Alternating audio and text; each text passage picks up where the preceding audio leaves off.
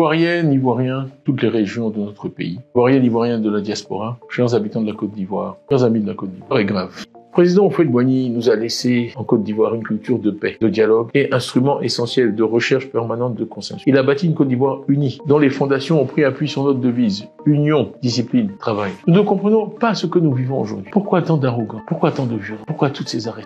Le régime actuel est arrivé au pouvoir avec l'aide d'une ingérence extérieure majeure, nous le savons, sous l'égide de l'ONU. Sachez donc que les Ivoiriens vous tiennent, vous, à l'extérieur, vous tiennent comptable des agissements de ce régime que vous avez mis en place. Ayant contribué à le mettre en place, certains sont tentés d'évoquer le principe de non-ingérence, pour ne rien dire sur un quatrième mandat anticonstitutionnel, l'élimination systématique du scrutin des leaders de l'opposition, les arrestations à motivation politique. Eh bien, cette position de prétendue non-ingérence adoptée par ceux-là même qui ont mis ce régime en place est tout simplement intenable, aussi bien sur le plan pratique que sur le plan des principes, sur le plan moral. Si vous voulez redresser une certaine image et préserver les bonnes relations que mon pays a toujours entretenues avec vous et que personnellement je souhaite qu'il continue d'entretenir, bien sûr. Une Côte d'Ivoire ennemie de personne et amie de tout le monde. Soyez du bon côté de l'histoire. Ne soutenez pas à bout de bras un régime usé, vieillissant, corrompu, sous perfusion et à court d'idées. Si vous faites le mauvais choix, ici, c'est-à-dire celui du court terme et des intérêts particuliers, le tribunal de l'histoire et les Ivoiriens vous jugeront durant. C'est le lieu et le moment de saluer tous les efforts déployés par l'ONU, la CEDEAO, l'Union européenne et beaucoup d'autres encore,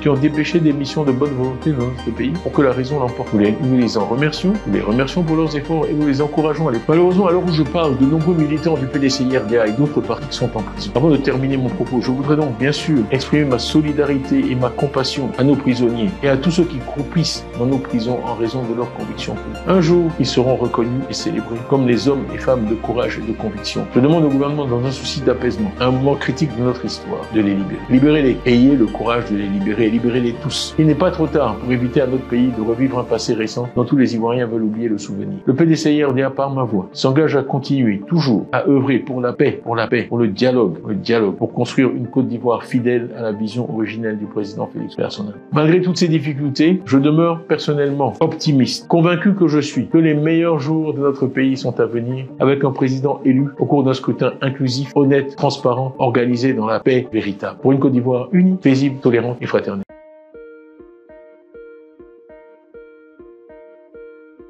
Dans son message en marge de la commémoration l'an 65 de la Côte d'Ivoire, le président du PDCI-RDA, Tidjane Thiam, a dénoncé les exactions qui se passent à Sébroko, ex-camp de l'ONUCI à Abidjan, avant de s'offusquer de l'attitude certains leaders politiques ivoiriens, adeptes de la violence. Ci-dessous, un important pan de son intervention. Je veux m'adresser à ceux qui aujourd'hui emprisonnent, bafouent les libertés fondamentales, enlèvent en pleine rue. Les jeunes Ivoiriennes et Ivoiriens ont fait du mot Sebroko un nom craint des Ivoiriens. Arrêtez, arrêtez, arrêtez. Une balle qui siffle ne saura jamais faire la différence entre eux. Aux leaders politiques de tous bords, le temps est venu de passer la main à une nouvelle génération. Voilà ce que nous disent les leaders spirituels ivoiriens. La paix profite à tous et de même, la violence affecte tous. Une balle qui siffle ne saura jamais faire la différence entre un musulman, un catholique, un protestant, un animiste, un évangélique ou un athée. Il y a exactement un an, le 7 août 2025, ma modeste personne vous disait encore la même chose. La Côte d'Ivoire de demain doit définitivement tourner le dos à ce qui nous a divisés et continue à nous diviser. Alors que nous rapprochons de 2025, je crains que des leaders, par erreur, essaient de nouveau de nous entraîner dans la voie du conflit et de la violence. Le président Félix Houphouët-Boigny a laissé à la Côte d'Ivoire une culture de paix, de dialogue et de recherche permanente du consensus. Il a bâti une Côte d'Ivoire unie dont les fondations ont pris appui sur notre devise « Union, discipline, travail ». Nous ne comprenons pas ce que nous vivons aujourd'hui. Pourquoi tant d'arrogance? Pourquoi tant de violence? Pourquoi toutes ces arrestations? Le président du Parti démocratique de Côte d'Ivoire, en abrégé PDCI, a vivement interpellé la communauté internationale sur son rôle passé et présent dans la situation politique ivoirienne, comptable des agissements.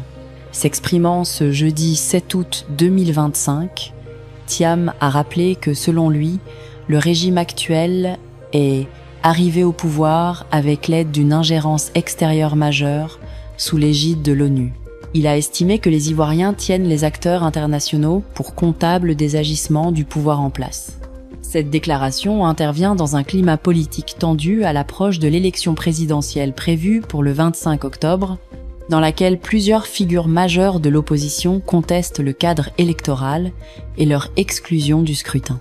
En avril, la justice a retiré le petit-fils de Félix Houphouët-Boigny de la liste électorale, estimant qu'il avait perdu sa nationalité ivoirienne en 1987 en acquérant la nationalité française, malgré sa renonciation en février.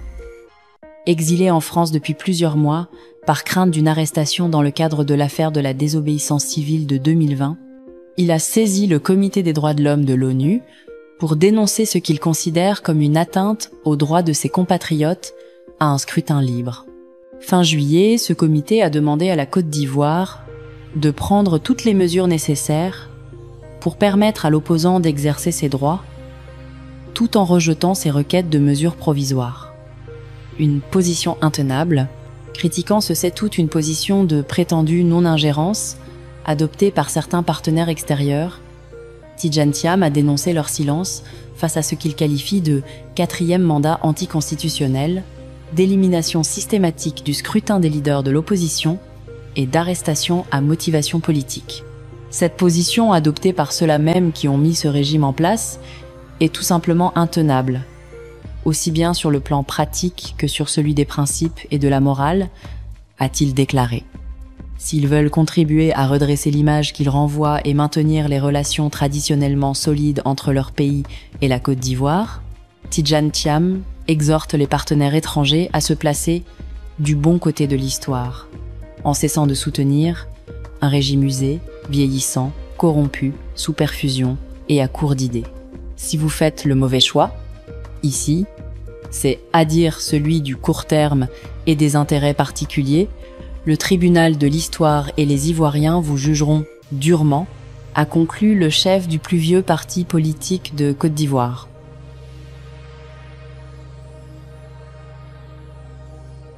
Ce vendredi 8 août 2025, l'ancien ministre Lida Kwasi Moïse a été convoqué à 10h au service des enquêtes générales de la préfecture de police d'Abidjan-Cocody. Cette convocation officielle est émise par la Direction générale de la police nationale. Elle intervient à la veille d'une marche organisée par le Front commun PPACI et PDCI, prévue le 9 août à Yopougon.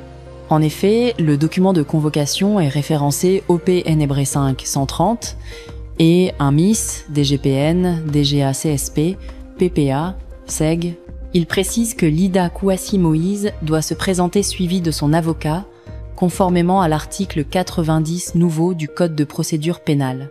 Notons que plusieurs cadres du PPACI ont récemment été entendus par la police, vu le contexte politique particulièrement tendu. À l'approche des élections présidentielles en octobre 2025, les tensions entre pouvoir et opposition prennent de l'ampleur. Le 5 août, Damana Diapikas, coordonnateur général du comité opérationnel du Front commun, ainsi que Justine Kwa, Blaise Lasme et Daï Nestor, ont été convoqués à la même préfecture, accompagnés de leurs conseils. Ainsi, le président exécutif du PPACI, le PR Sébastien Dano Djedje, pointe du doigt une vague de répression illégale ciblant les cadres et militants du parti. Il qualifie ces pratiques anticonstitutionnelles et héritées d'un passé sombre. Ce dernier qualifie ces pratiques anticonstitutionnelles et héritées d'un passé sombre. Cette série de convocations coïncide avec la mobilisation fixée pour la marche du 9 août. Pour l'instant, les motifs exacts des convocations ne sont pas connus. Cette situation alimente les débats autour de ce sujet.